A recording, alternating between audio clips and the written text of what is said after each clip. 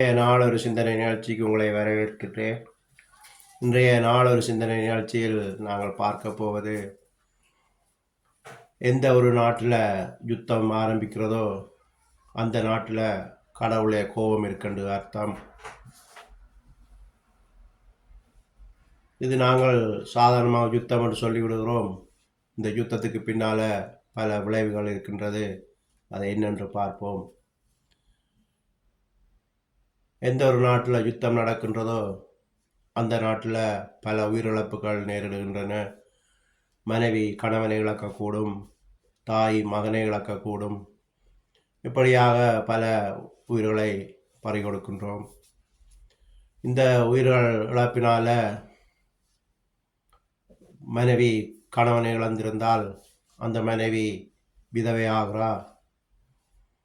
அந்த விதவை சிலர் கூடாத வழிக்கு போகிறார்கள்.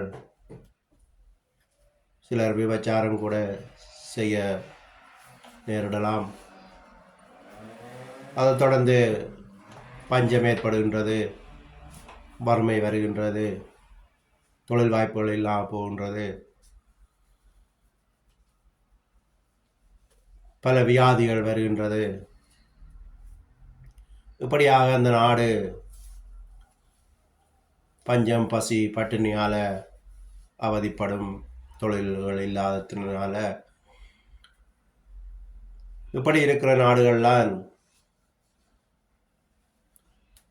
ஜனங்களுடைய அன்பு குறைந்து மன விரக்தியோடு வாழ்ந்து கொண்டிருப்பார்கள். எதுக்கு எடுத்தாலும் டக்குன்னு கோவப்படுவார்கள்.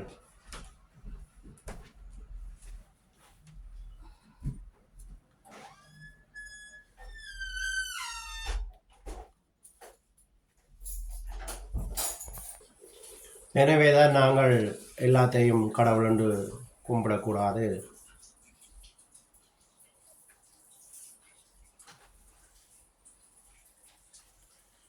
என்று சொல்லி இன்றைய நாள் ஒரு சிந்தனை நிகழ்ச்சியை முடித்துக் கொள்கிறேன். நன்றி, வணக்கம்.